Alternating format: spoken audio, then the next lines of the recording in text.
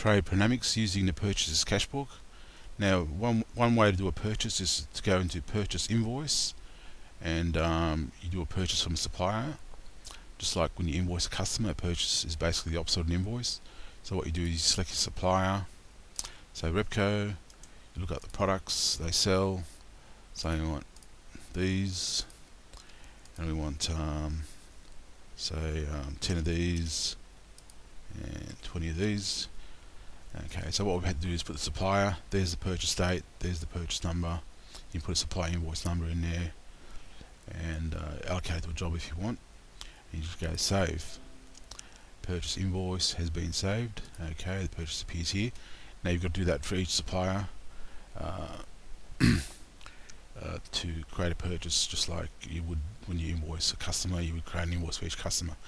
Now, an easy and quick way of doing it is to go into the purchases cash book and put all your purchases in just one file. So, for example, we're going to do all the purchases for GST purposes or any other purpose for the year 2012, 2013, fourth quarter. Okay, so that's like an invoice number or any sort of identifier, a purchase number. Our identifier in this instance is that GST period. So on the 1st of the 5th, 2013, we purchased some store supplies, and that was $300. You can put a description in here if you want. So Sam's store supplies, and then on the 2nd of the 5th, 2013, so we paid the accounting fees. That was $1,000, and maybe on the 5th of the 5th, 2013, we paid the telephone bill from the Optus. That was $130. Okay, so we've got 3 purchases on different dates. You can put a description if you want. These are the accounts. Okay, and that's the identifier there, 4th quarter. All we do is say save. So it's been saved. So we'll exit here. Say you come back to it tomorrow, you go into purchase cash book, you select the purchase identifier you want, so which is the 4th quarter, 2012, 2013. Okay, we select that, comes up, and we put in, say on the 6th, on the 6th of the 5th, 2013, we paid for some freight. You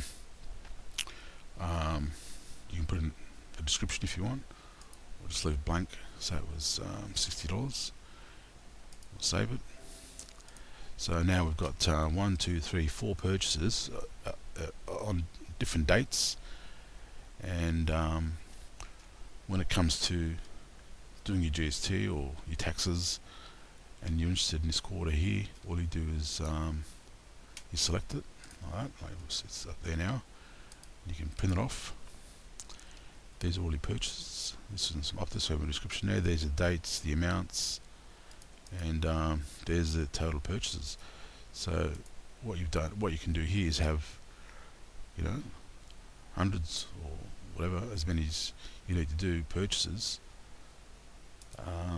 without having to do a purchase invoice for each item. So all the varying dates are there. It's all there, and you can keep on adding to it.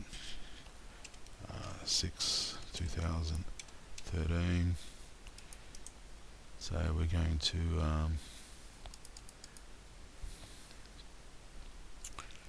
pay the water bill. I mean, you don't need to put a description there, it's quite obvious. So it was $500, and we save it. Okay, so it's been saved. Alright, so we get out of there, and we come back to it a week later.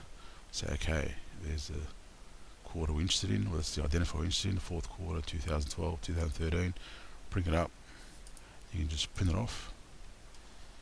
And these are all your purchases, and the amounts, different dates. And there's your total purchases and your total GST. So you can go to the account and say, hey, okay, these are all the purchases I've done this year. That's the amount, that's the GST, and that's the total. And that's all the information that you basically need to give your accountant. Okay, and the idea behind this is to save you doing a purchase for each item, a separate purchase invoice for each item.